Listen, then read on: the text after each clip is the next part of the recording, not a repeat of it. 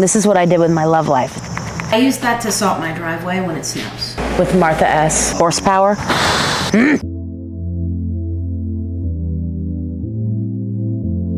I just cooked those beef short ribs and now I'm gonna cook a little pork chop. I only have 2 kinds of salt ever in my kitchen. Kosher salt, which is like the heavy lifting salt. When I'm doing cheaper stuff like seasoning pasta water, and I'm gonna use a handful. And then I have coarse salt, or sea salt. This is Malden, it's my fave. Not a commercial, just love it. So I have a fine salt, kosher, and a coarser salt, Malden, and that's it.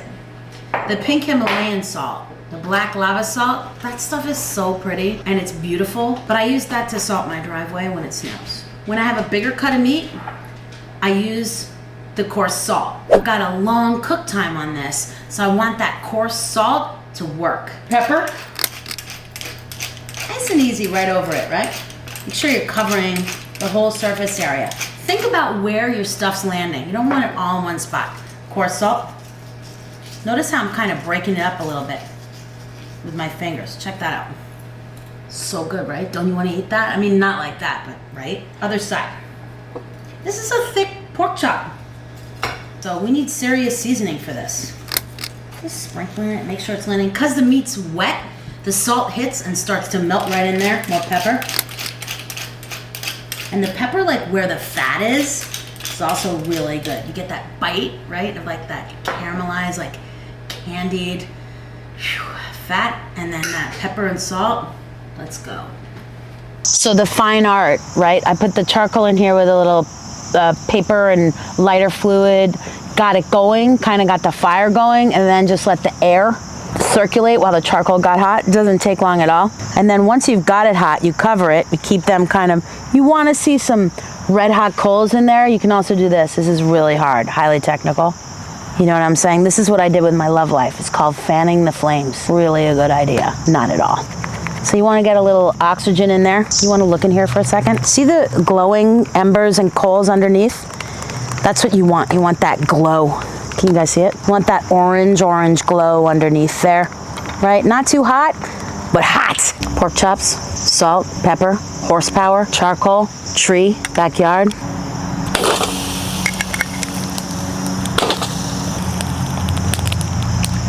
You hear that crackling sound? You know what that is? That's that fat crackling and spitting over the hot charcoal. Give it a little fan. It's a big cut of meat. You know, you want to make sure you've got that orange glow underneath. Yeah, we'll see you in a few minutes. Okay, so I thought while we're waiting for our pork chops to grill in the yard, let's just pick out a book, because I swear time, it's an illusion. It's a construct. Because every time we say it's going to take 5 minutes, it feels like 5 hours. So you know what? Let's pick out a book. These are all my mom's cookbooks and mine. This is most of my collection. I'm a reader, and there's nothing that inspires me more than these books. I come in here, I sit, I read. I'm trying to think. Let's get some inspo. I'm going to pick out, oh, this is not out of print, I think. This book, crazy inspo for me. So many great little ideas. I'm just going to sit here and read with Martha S. She makes me want to make everything. So my mother was a really big cookbook editor, and I grew up in an apartment in Midtown Manhattan, and all the bookshelves in the whole apartment was lined with these bookshelves. So I would run around as a little kid, and you think about, what do you see when you're growing up and how does it influence you? All I saw growing up running around in that apartment was the spines of all these books. So to come in here is to recreate a feeling I had growing up as a kid. You know, I close my eyes and I'm this tall and I'm running through, and some of these books are burned in my brain. Like, I remember how they looked when I was a kid, right? Like, you looked at a poster of a clown, I looked at the spines of pastry books. And then you wonder why I became a chef. That's a real head scratcher. Oh yeah, sizzle from the grill. Cook through, just give them a little, really important to be exact about temperature. Just touch, make sure they're firm. I'm just gonna make a sauce right on the grill. Some Worcestershire. And I made some Tarragon vinegar, very complicated. I put sprigs of tarragon from my garden in a bottle of white wine vinegar and closed the cap.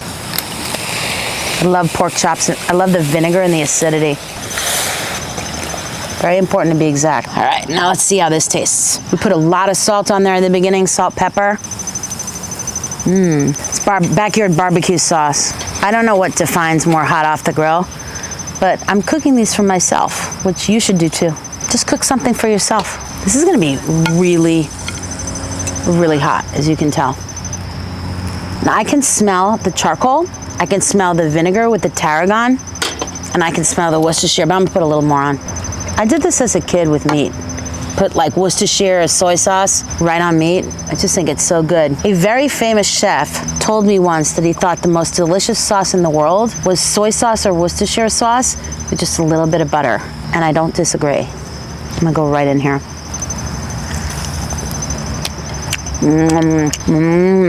This is so good. The taste of the charcoal grill, the ambiance, the Worcestershire, that vinegar, that acidity, that sea salt. Oh yeah. You know, it's probably not good for the etiquette book. This, Peggy, I'm sorry, but sometimes you just gotta eat a pork chop in your backyard. The taste of the charcoal grill, the ambiance, just cook something for yourself.